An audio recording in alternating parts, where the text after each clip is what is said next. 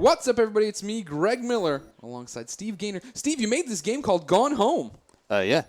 Congratulations. Well, I'm glad you're excited about it. Oh, yeah. I made this game like heck. You made it. I went crazy on it. There you go. That's better. That's more of the excitement we're looking for. This is part of Gone Home Week here on IGN. Of course, Monday was up at noon. Today is this developer walkthrough, and then Friday just so happens to be a spoiler cast. So everybody, first off, up at noon hopefully was pretty spoiler-free. This is going to be kind of spoilery. We're playing the game, telling you little secrets about it. Yeah. So don't watch this video until you've beaten Gone Home. And as I've said many a time on Twitter, on Up at Noon, if you trust me on anything, I know you trust me on chicken wings, great. If you trust me on anything else, buy Gone Home. Don't read or watch anything about it. Buy it, play it. It's only about 2 hours your first playthrough through. You can get through it. You can come back. These videos will be here. You'll want to know more about the inside story. Yeah, are we going to play all the way through to the end on this thing? Or? If we can. All right. We have lunch reservations. That's true. So we have to keep our priorities in check here. So, Steve, while it loads up here, tell me a little bit about yourself and how you got into video games. Sure. My first design job was on BioShock 2. I was a level designer on that. I've heard of that game, BioShock, a good indie title. Yeah, it's a little game. Did okay. And I worked on the sequel, and then I was the lead designer and the writer of the Minerva's Den DLC for that game. What some consider the best DLC of all time. Which I am very appreciative of. And, everybody that's gotten to play it, everybody that's braved Games for Windows Live to play it on PC is much appreciated. And then I worked on BioShock Infinite for a year. I was a senior level designer, quote-unquote, on that game. After working on that for a year, I left and came back to the West Coast and started an indie studio with a couple of people that I worked with at 2K Marin called the Fulbright Company to make Gone Home, which we're playing now. We're about to play right now, which you can get on Steam. Yep. PC and Mac. Yeah, it's PC, Mac, and Linux on Steam, and also GoneHomeGame.com if you want to buy it, through like the Humble Store, DRM free. So now, why set it in the 90s? Whoa, I'm already looking at the ceiling. Hey, buddy. Hey, everybody knows I ain't no PC gamer. All right. So why did we set it in the 90s? A good question. So yeah, I guess if you don't know too much about Gone Home, it's this game where basically you are the college-age kid of this family who's been away for a year. You come back to your house, you expect your family to be there, and nobody's home. And yeah, it's set in 1995. So there's no cell phone. You can't just try and call your parents on their cell. You can't send somebody a text. It's like a dark and stormy night outside. So like the phone lines are down, the TV signal is out, and you basically are alone in this house, and you have to try to figure out where your family is, what happened to them, and basically what happened here in the year that you were gone. Interesting. What kind of kid goes away for a year, too, by the way? There's a what do they call it? A gap year. I think that you play as Katie Greenbrier, who's the college-age daughter of the family, and I think you kind of finished your freshman year of college and then went backpacking for a year in Europe, which lucky Katie. Kids do, yeah. So as you're exploring the house, you'll find some postcards and stuff that you sent. But aside from that, you've been out of contact with your family. To interrupt real quick, were you prepared for Christmas Duck to become such an internet sensation? I predicted that he would be a celebrity immediately upon release of the game because he's a star. I don't know what your merchandising plans are, but if you're not making stuffed Christmas ducks right now and getting ready to sell them on the store, I think a plush Christmas duck would do gangbusters. You're just letting money go out the door. So yeah, you played through this, yes. Greg, and so I'm no longer scared. Right. That was the big thing playing through. I hope, like I said, ladies and gentlemen listening have taken my advice and are now watching this after having beat the game, because the game, once there's nothing to hurt you. There's nothing going to be scary for you. The game not nearly as intense as it originally was. Right. But when it first came through, Steve, man, fuck you. It was not cool, bro. That's the interesting thing is we didn't. I know that you went in totally fresh, right? Like you didn't have any idea. I about heard the game. Everybody told me it was great. Justin McElroy at Polygon, good old Marty here at IGN. People were like, you have to play this game, but you have to do it without knowing anything. I was like, this sounds like my kind of game. Yeah, yeah. And so, we've been very open about just, there's no enemies in this game. There's no combat in this game. You're not going to be in danger. But still, it almost doesn't matter because you're in this dark, unfamiliar house in the middle of the night. And just in your real life, you wake up in the middle of the night, you go down to your living room or something is dark, and you just have this irrational fear of what could be back there, what could be hiding, even though it's your house. Sure. What's back there is your lazy boy, the dishes you did not do. But I think that you just kind of can't help but feel, unbalanced, feel like you're not fully at ease when you're in this unfamiliar place in the dark. But the game is also about, like, as you've been going around and like turning the lights on. And so the house starts out very, kind of in this state that's very mysterious. But as you go through, you kind of, take the space over and turn all the lights on, and it transforms the space as you play to something that's less foreboding, I guess. So I think the big question that people have been asking you in the office as you walked around, right, is what kind of game did you guys set out to? Did you set out to make a crazy-ass survival horror we're going to scare your pants off, or did you set out to make a little love story that we get to see unfold? It's so really, like, the place we started was, we had worked on the BioShock franchise together. We were really interested as developers just in the part of the game that is exploring and finding, like, the audio diaries and finding the environmental storytelling and finding out, like, what happened in the place and kind of what the identity of the game world is.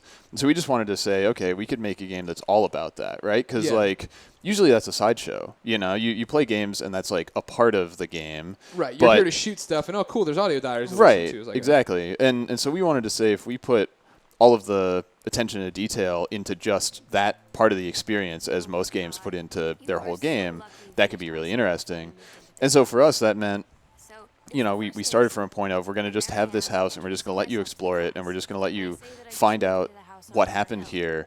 But if we just leave it so it doesn't seem scary or like, foreboding in any particular way, then, you'll just be real comfortable. You'll be like, oh, it doesn't really matter whether I figure out this mystery. Maybe I'll just go up to my room and take a nap, see if my parents get home in the morning. Screw around. And so, like, the reason that we wanted to push on the atmosphere and make it feel kind of unsettling was just so that you would have this feeling like something's not right here. It's really important that I, like, try to find out what happened and solve this mystery as quickly as I can. Right. And so it was a weird thing where, we totally started from a point of it's going to be a game about finding out the story of this place, but through the way that we developed it, it started to also have this almost like horror atmosphere when you first start playing it before you kind of get a grip on what the game's really about.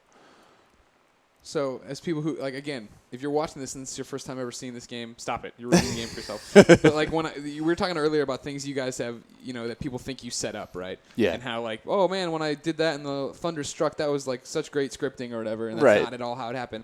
I will have you know that right here, as we will eventually find out there's a secret passage. Yeah. When I came out of it and found this, it was one of those things of, like, oh, my God, they dropped this here. Somebody is in this house with me, and they dropped this, so I was like, I can't believe I missed that on the first time through. So you thought that it had appeared there? Yeah, I thought somebody had absence. put that down. I was like, oh, what a perfect move. They knew I'd come out, and my eye line would be right on it. And the thing is, we talked about doing some stuff like that, of like having it like, oh, okay, you'll come back through this room the second time, and then something will be changed, Yeah. And we just, you missed one. Oh, I knew what I was doing. It's all good. Good eye, too, that you can memorize this stuff. Oh, don't worry, I'm very familiar. Last week on Up at Noon. But, we had talked about messing with the player more deliberately in that way in a couple situations. Like, oh, you'll come back through this room and, like, the chair will have been moved or the lights will be off again even though you turn them on or whatever. Right. And we decided not to do any of that stuff just because we felt like the player's imagination and the stuff that they, like the thing that you saw where you thought, oh, that mustn't have been there before. Yeah, right. Like, we didn't have to do that ourselves to mess with people. People were going to have those kinds of like readings of the game anyway, even if we didn't script anything in specifically to fuck with you. So. And see, this was the first room too of like when I came in, I was like, oh man, what the hell's this is super creepy. Like what's going to be in there? What's going to be there? I'm like, oh, there's nothing in there. I'm like, oh wait, what is there? And it's like, oh no, you got the stupid book about frickin' ghosts. I'm like, well, awesome. That's what I want. And so then as soon as that happened, I'm waiting for like what scary things about to happen. And I remember I kept doing this. I kept doing like this. And I'm trying to cue whatever's going to be down the hallway. I'm like, where's the ghost of the former owner of the house? Yeah. Yeah, strafing around the exactly. I was like, I doorway. know it. Like these closets, like I run everywhere I run, right? I run in and I immediately say, what am I about to get into and turn on the lights and freak out. Well, we've had people. There was somebody who like tweeted to us, and they were like, "I was in the TV room, and I heard some kind of creaky sound, and there was a thunderstrike, and so I just went in the closet and closed the door and turned the light off, and just hid in there for a little while until I knew it was safe." Now, what's really interesting to me is that I played it, I loved it, I started tweeting about it nonstop. Follow me on Twitter, and people started playing it, and then the guys at work, when we start talking about it. For me, this is totally Sam's story, Sam and Lonnie's story. Right. And then there's I didn't collect everything. I guess I thought I was doing really well, but it was all Sam. And then we'd come in and we'd talk about it at work, and people would start talking about the death of the mom and dad's relationship and all this stuff. And I found the note of the guy who was a sexy whatever tree ranger. Tree man. Or wait, whatever. did you just almost say a sexy tree man? Yeah, I did say it. There was no almost. I really said that. So just so you know, Gone Home does feature quote unquote sexy tree man. There's a box quote for you when you put out the collector's edition. But yeah, I thought for sure. I read that, I was like, oh, okay, and you get the note from the best friend of the mom who's oh, tell me more about that and yada yada yada. But I never found a conclusion to that other than that they were going away. Right. That's something I need to obviously be better at. You need to help me find more of your things, I think. But. Well, that was something that we totally signed up for in the beginning. Was we knew we weren't going to force you to look at anything, right? So we knew that any player might miss. There's nothing we could guarantee you would look at, except for instance, you have to get into the basement. You need the basement key, so we could attach something to that was really important. But 95% of the stuff in the house, you could just walk past and never see it. And so it was a challenge for us to say, okay, well, if you only find 75% of the stuff in the house, does the story still make sense? Can you still get a satisfying experience out of that and make sense of what's going on? And it seems like for the most part, people have had good luck with that, because maybe you do miss some of the intricacies of Dad's story or something, but you don't just feel totally lost at sea, right? Yeah. Is this the one? Somebody was telling me too. Another Easter egg I missed is that you find a box full of his books and you can go. Yeah, if you go back in the library, there's the porn box. You should do that. Yeah, you should do that. Let's go. Yeah. Is this it or no? Go for it. Yeah, it's in the bottom of the bookshelf in the library, which is back through Dad's office. Sorry. Yeah. That's a really nice home, by the way. I'm glad that guy died. And was so generous as to leave this house to the family. I mean, that was something that we wanted to do. So write it down in there. Sorry, Beck. Behind you now, to your left. Oh, you're almost there. You go down in those cabinets down there. Ah, yes. Okay. So it is easy to miss. No, see, but what I did is I went in here and I imagine other people, right? First off, it's fun to play this game now, knowing everything. Yeah. Because I was before, literally I'm inching through every room waiting for the goblin to come get me. But here I was I ain't got time for this accidental death stuff. All right, so there it is under there. Yeah. So there might be a sexy lady in the game. There might be more than one. You don't know. Well, no, I know that for a fact. I liked a lot. It's interesting. When the story starts evolving, and I get where it's going with Sam and everything. Yeah. There's a moment when I open Sam's locker and there's a sexy photo of a woman. There's a tear out of a JCPenney catalog model in there, and Katie's reaction is, "Gosh, Sam." Right. And I was like, God, what's wrong with Katie? What kind of reaction? I guess is you're dealing with a lot right now. But right. My reaction would be oh.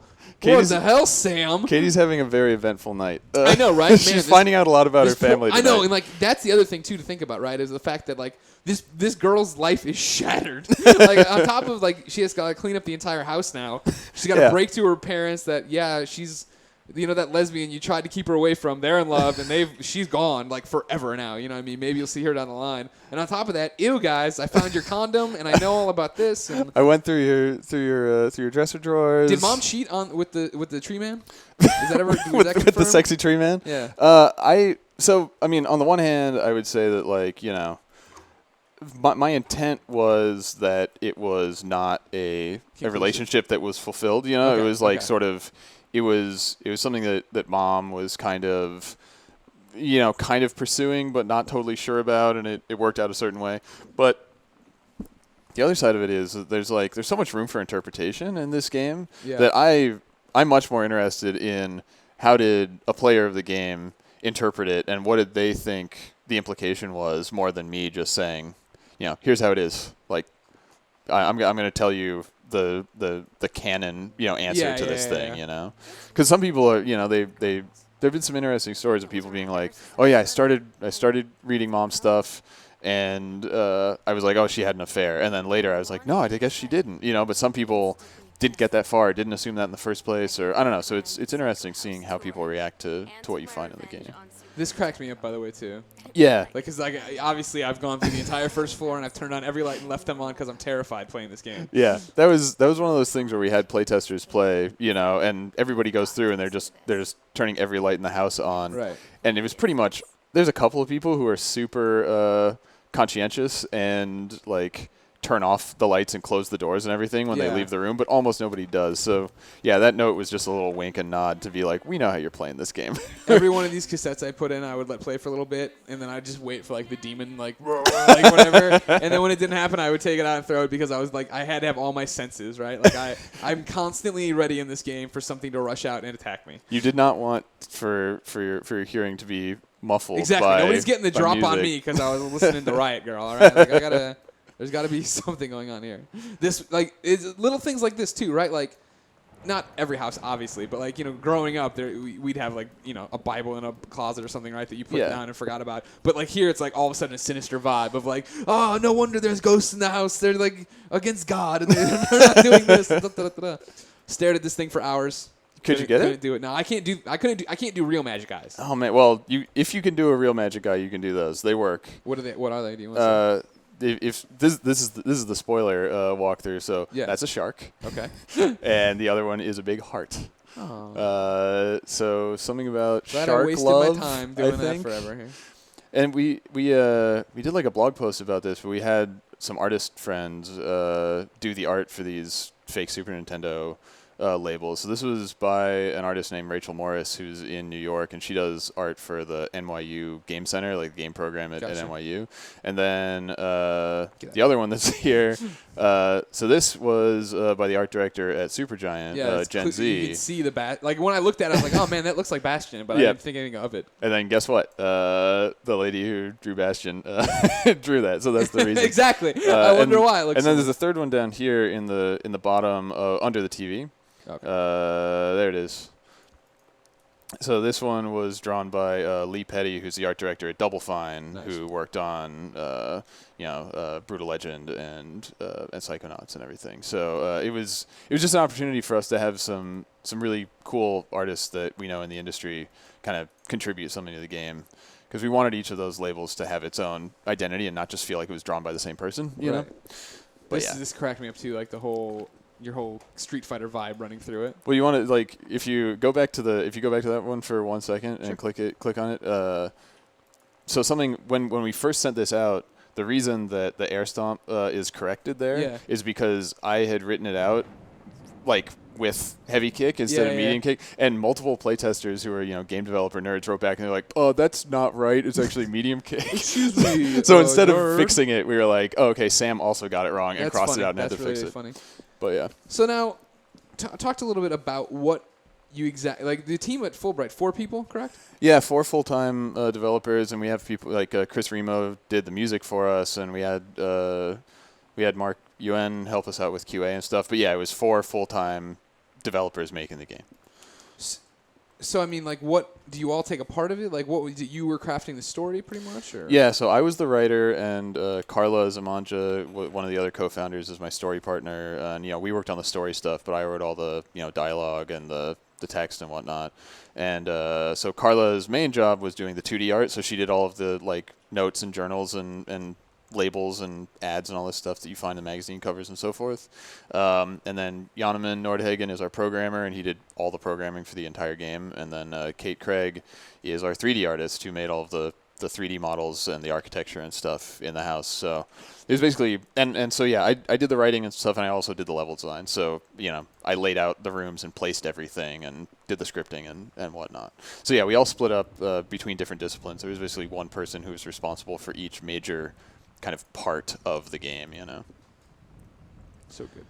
Including drawing barfing hamburgers, which is a big part of our responsibilities. Like, you know what I mean? Like, seriously, I walk in, I see it, I immediately turn the lights, and you're like, oh, manic panic, pretty much. All right. Yeah. Well, that was one of those things where we've worked. I don't think I've worked on a single game that didn't have like blood splatter decals on a wall somewhere. And so I wanted to just play with that and just be like, okay, I'm gonna put in this stuff that you walk in and you're like, oh my god, finally there's the video game blood splatters, and then it's hair dye, and it's just sort of like you're like, oh, finally the serial killer's gonna pop out. Yeah, but right. no, it's like, here's the sinister thing I've been waiting for. Yeah, but no, it's still just a story about this family, because we just wanted to reinforce, yes, it's really just a story about these people that lived here, and we kind of used the imagery to drive that home.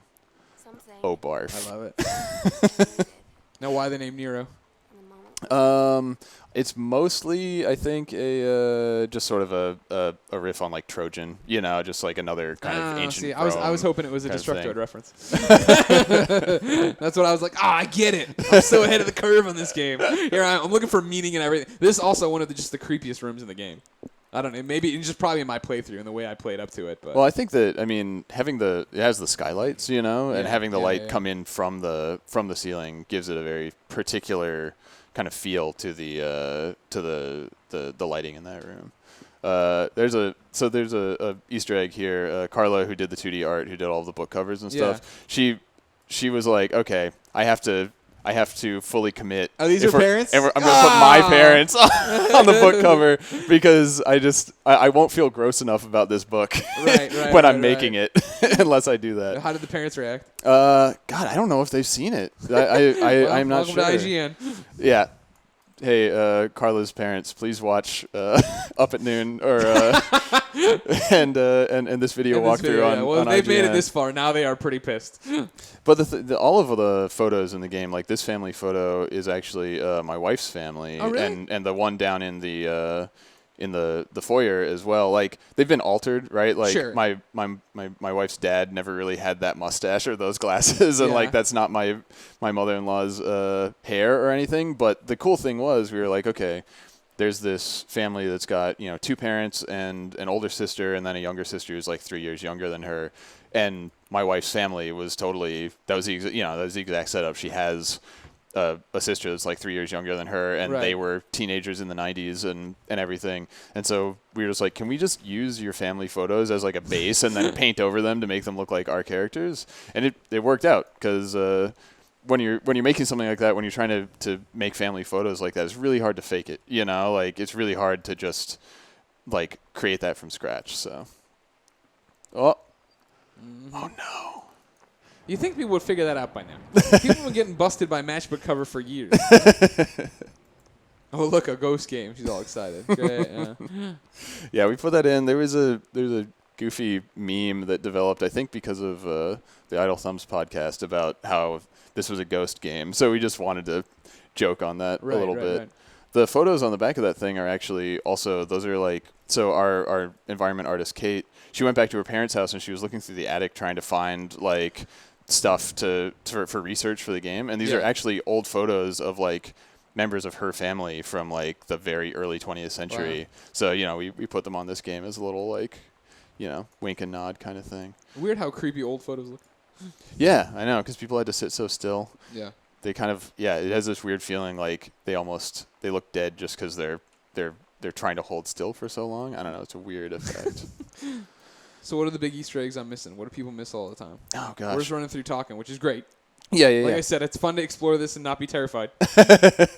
Gosh. So, I mean, I assume you put this together with Mitten the cat, and there's the collar in the closet in Sam's room. No, I didn't. Okay, so yeah, if you look at that, that thing up in the corner, it says Mitten. Our cat, drawn by Caitlin, age 5. So this cat was around 15 years ago. Yeah. And then if you go into Sam's closet in her room, you go into the back of the closet. There's the collar back there, the red thing. So you can pick that up. And it's Mitten's collar. And so there's just this implication that I think maybe while you were off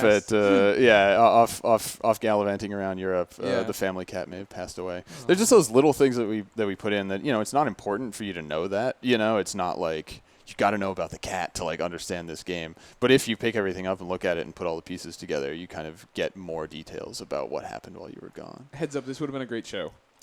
Lisa Loeb, Mighty Mighty Boss Tones. I'm in. And Offspring, of course. Yeah. Back in '94, I would be down with that.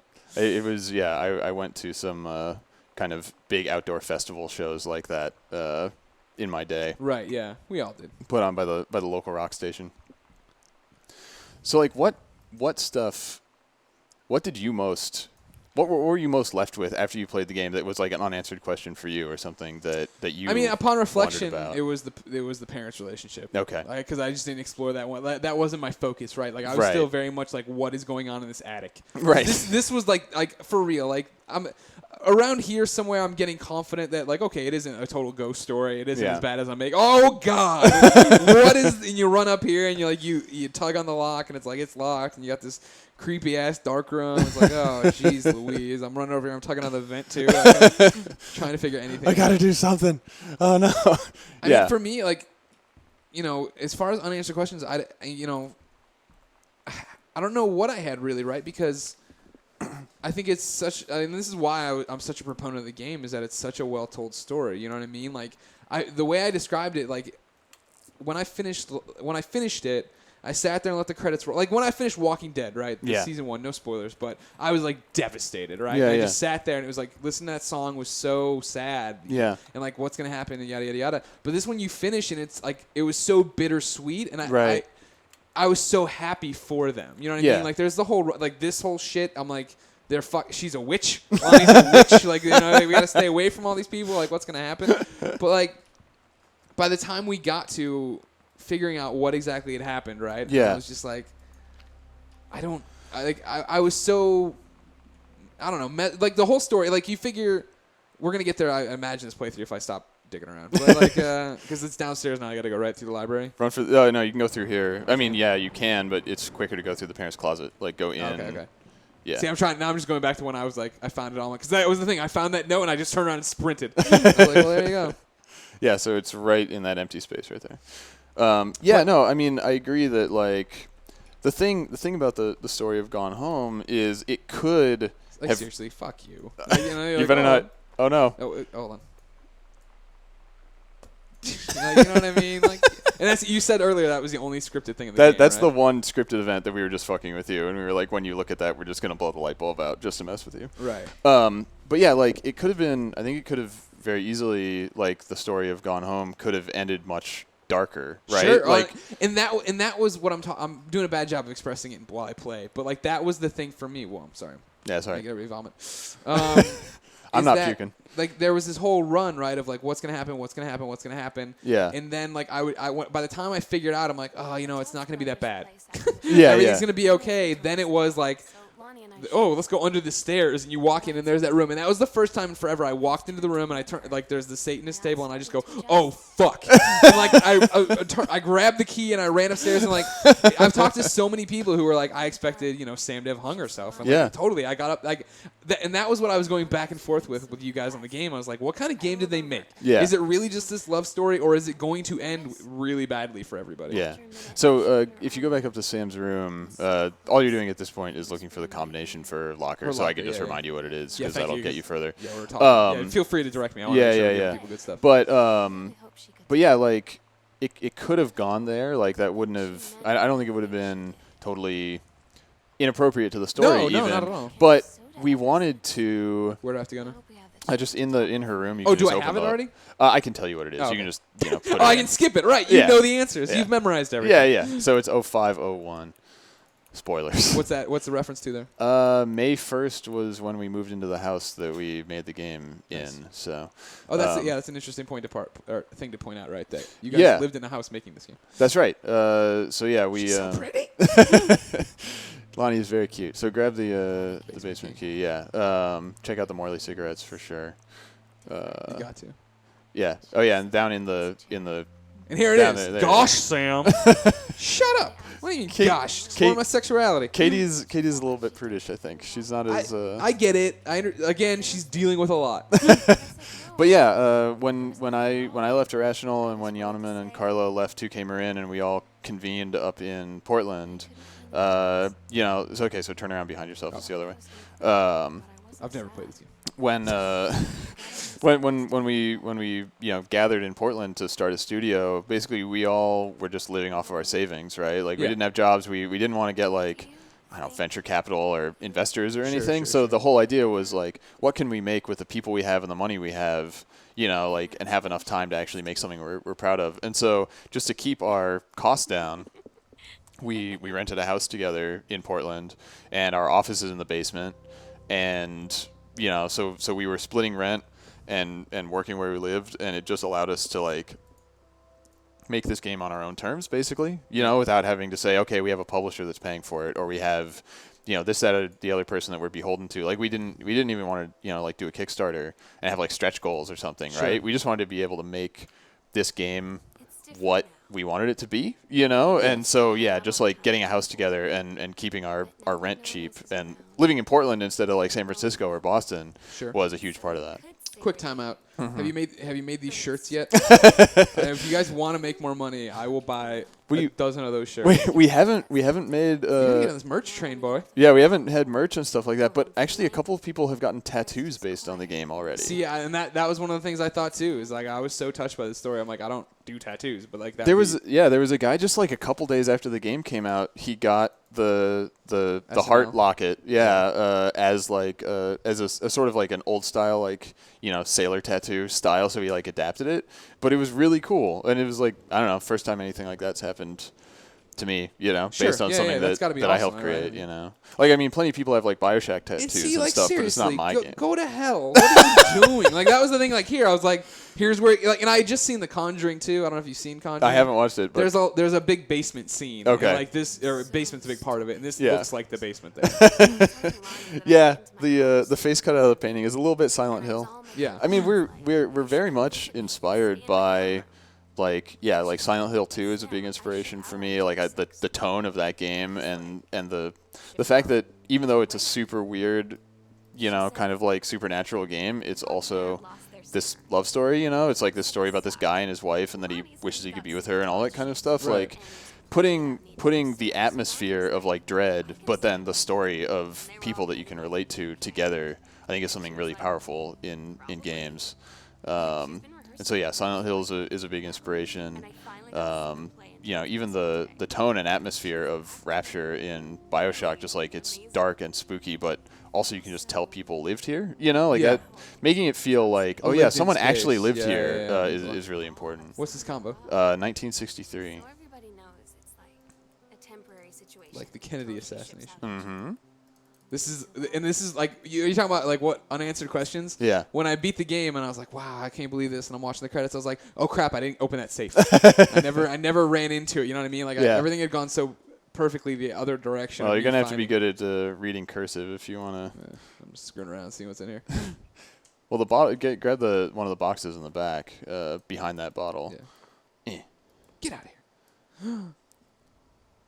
So like that, if you turn it around a little bit more, so there's some backstory about maybe what Oscar was up to in his years of isolation here in the house when you get into the safe. Like it's all these things where the more backstory something was, like the more removed it was from like the present day, the more comfortable we were with saying, okay, we're gonna hide this and we're gonna make it so if you never find the combination for that safe, you aren't totally missing out, but if you do find it, you'll be rewarded with something that, is like buried deeply but still has significance to what's going on, to like the history of this place more so than the events that are really like super relevant to the family in the here and now, like in the year you were gone. For hours. Yeah, but like I told you earlier, off camera, like you're talking about unanswered question stuff. When I beat it, I felt it was such a bittersweet feeling because the story was so beautiful but still so sad. Right. That, I gave away. I bought it for a bunch of people on Twitter. Yeah. And then I went in and hugged my girlfriend. You know what I mean? Just like because there was nothing else really to do about it, right? Like I'd gone through this and it's a happy ending and they got together. Like, but you're on that train ride of like, oh my God, are we thundering towards them being hung in a murder-suicide upstairs, or what the hell is about to happen? Yeah, it's something like, and I personally, I take that as a huge compliment, just that like. That you scared the shit out of everybody? Yeah, that I made you just shit your pants. No, I take it as a huge compliment that like, you had that reaction of like, oh, I should go, tell my girlfriend I love her, basically. Yeah, You right. know, because I think that that's something that a lot of games don't touch. Where it's like you can have a very emotional reaction to a game, or you can have like a real connection to a game, but when it, I don't know, makes you think about your relationships that you're in, Right. and it makes you think about the people that you care about. Like, I don't know, it's not something that we like went in being like, here's our goal. We're gonna we're gonna make a game that makes you hug your girlfriend, right? Right. But when you wanted to make a connection, right? yeah, I we mean, wanted it that's to the be a whole human point. story where people felt like, oh man, I really believed the characters in this story, and I really felt for them. Like, I don't know. So when it manifests itself in that way, that's super cool.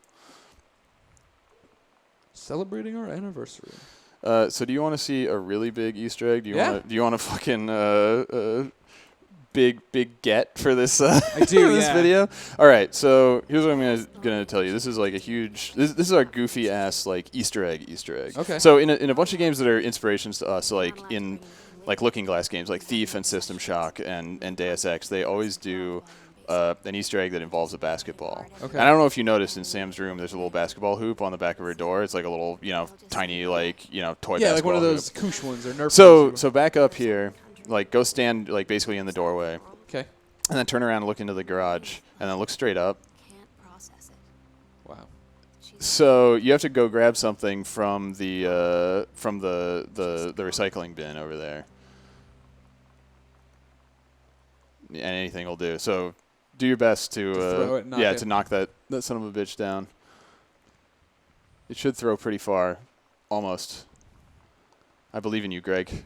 I believe in your skills. Commentary. You have You to hit it from that side. You Yeah. came for the story and all about the lesbian narrative. Here we are. This is the. Oh, so come close. on. So close. Third time's the charm. Greg Miller goes for the 3. From downtown. Up a little higher. Oh, pop. There you go. Don't Nailed tell it. me. Okay, so grab that guy and get your ass back to Sam's room. It's a little bit of a trek. Yeah, that's fine. It's worth it. But yeah, because, like the game is all about exploration and like finding as much as you can. Yeah. And so we wanted to also make like any of these just goofy Easter egg things that we put in the game be about, okay, you really scoured every corner of this house. Right. And Am I going the wrong way? Is there? no, there's- you're cool. I think your machine, because it's capturing stuff, is being a little bit of a son of a bitch. So yeah. This is PC gaming. What a joke. So yeah, you can go through here. You just have to toss it. You can't open it while you're holding it. So just dump it, and then there you go. All right. Nah, I know, right? I believe in you. I could get it down, but I can't pick it up off the floor. All right. Has anybody found this yet? So there were some people. So basically, there are 23 audio diaries that are in Sam's story, but Yeah. there's 24 slots in the journals page. So people were like, "Where's the 24th diary?" And there were some guys on Twitch TV like trying to find it, and they were trying so hard. And they were trying for hours. Yeah. And so I went in and I gave them some hints, and I kind of like led Told them to Good. it. That's good. I want But yeah, okay. So if you can make the basket alternately, you can dunk. okay. Katie's sport is track, not basketball.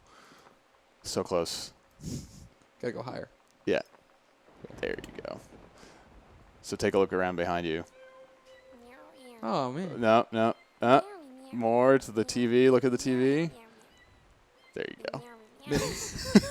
So we Meow, meow, meow, meow, meow, meow. yeah. Can you hear the game audio in your headset? I can't. Is yeah. it just like the cat? It's so what we did is we had our voice actor. We had like an extra half hour with her at the end, and we were like, what can we do with this time? And we were like, you know what? Just take one of the audio diaries and read it, but just read it like you're a cat. So she just read the first audio diary from the game, but it's just meow meow meow. Meow meow meow meow meow, and we made it Mitten's diary, and we put photos of the team's cat. That's like awesome. our That's family's really, really cats cool. and stuff, as our version of the basketball Easter egg. So yeah, Where am I right now? I've gone in the garage. We know the parents are gone. Why don't we go? You want to just go under the stairs now? Can I do that now? Like, Okay. I mean, you can. We haven't found the map that tells you where it is, but I mean, if we Oh. want to. But the thing about the game is, like. I didn't know you could explore all this like at your leisure kind of thing. Yep. I didn't know that I could walk around and find panels and do stuff. Yep, like that was something that we really intentionally wanted to do was say, like Like seriously, I was like, oh fuck.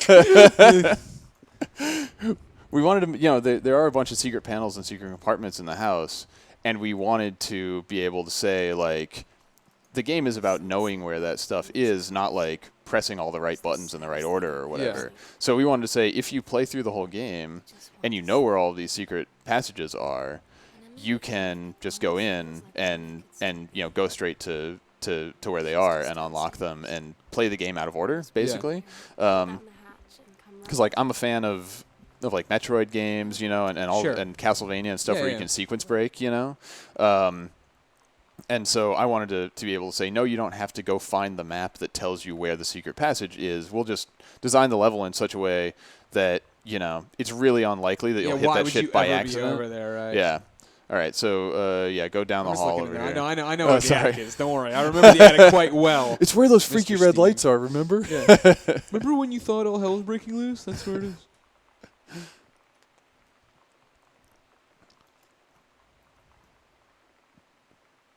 Don't go up there, Seriously. Greg. I know, okay, right? maybe you Like, should. I just remember being like, oh god, oh god, oh god, oh god, oh god, oh god, oh god, and like even here, like I grabbed the note, right? Yeah. And I'm like looking at the thing, and I'm like, okay, cool. But even before I went in here, like I did like one of these, and I'm like, oh, what the hell's gonna be over? Okay, and I like read this, and I'm like, but as soon as it ends, I'm like, what is right over there?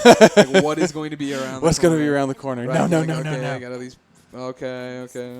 Calls. So beautiful. I just barely caught the third one. And I'm before like we looking should- through this. I'm like, could they poison themselves with it? Could No, it's just photochemicals. Don't worry. Well, chemicals can kill you. Yeah. Been on the bus I think twice, photochemicals and maybe she just said make she you barf. Oh, okay. She couldn't Well, think of So anything you've for completed your speed run. Yeah. Here we are. Your developer guided speed I like how run she's of like, Gone don't Home. come looking for me, but then she leaves all these clues all around, huh? Yeah, it's What about that? You got a hole in your logic there. it's one of those things where I think that like the thing that somebody actually wrote to us and they were asking about the rationale behind that because they were like, well, it's weird that she left you all these letters that are written to you, but also it starts out with don't try to find out where I went, and there's like that crumpled up note that's thrown in the garbage, don't and tell Mom. and the thing that that was my intent that luckily somebody who played got and wrote back to us, they were like, it seemed like maybe she put that stuff there for you. And then she was leaving, and then she was like, wait, but if she finds that too soon, she might be able to, like, catch up with me. Right. And so I'm actually going to leave notes, like, last-ditch effort to, like, delay her. I'll lock the door and say, like, don't go looking after all, That's And a good then call. by the time that you've played the game, it's been, like, a few hours. Yeah. And she's long gone, right? Yeah. But, it was one of those things that sort of developed organically while we were making the game. Like, oh, maybe Sam would kind of go through these phases of, I want Katie to know everything about what happened. Oh, wait, if she finds that immediately, maybe that's a bad thing, So it's sort of that archaeology of going through the game and seeing, like, putting back together, what happened in what order, Yeah. Yeah. Well, Steve, it's a fantastic game. Well, I really appreciate you playing through it with me. No, and please, thanks. I appreciate you coming in to do it. I'm really glad you like the game. Thanks so much. Ladies and gentlemen, remember, this was a straight run through here. Hey, there's your name. Hey, That feels hi good, I there. bet. It's all four of us. Nah, what the other guys? They're a bunch of clowns. You No. don't have to worry about that. No, clowns. You don't need them. You're the Fulbright company. No. You're the only one with the Fulbright Twitter tag. That's so there that's you go. true. Huh? The How about the that? company's kind of named after my You're- Twitter handle. It's You're sorta making true. kind of a big deal there. Remember, ladies and gentlemen, if you made it through this, like I said, you better have beaten this fucking game. Because I'm going to be personally offended if you came and watched it all. Obviously, you want to listen to it and find all the diaries. Yeah. If If you just watch this thing, this playthrough, and you haven't played it before, it's like watching a movie on fast forward. Right, yeah. If you didn't catch Mondays up at noon with Steve, go watch that. We'll talk a little bit about stuff like I'd like to know about if there's any chance for this coming to other platforms. So I'm Sure. sure you get that question asked then. Yep. And then for stuff along the line, like I'd like to know in your head as the creator of this story, if you think Sam and Lonnie are still together, if you've thought stuff like that. But that's on the spoiler cast, which goes up on Friday. All right. So there's all this Gone Home content for you here on IGN. But we're gonna make you click on every one of the videos. Not because we like people always the clicks and the ads. Just because we need to compartmentalize things because it's easier. Do you have that power? Can you actually force people to click on your videos? I didn't know We're that IGN trying was right that now. powerful. We're trying right now. And if not, go click on everything. Google Game Over Greggy and find everything there and click on all that Greg stuff. is controlling your mind right now. But ladies and gentlemen, Gone Home is available now. It comes with my highest recommendation. Steve, thank you for your time. Thanks again. It was fun. No problem. SNL forever. I grabbed the. Now that made it sound like I was saying Saturday Night Live forever. That's I true. mean Sam and Lonnie forever. Also, Saturday Night Live, wonderful television Well, program. let's not get ahead of ourselves. Let's say.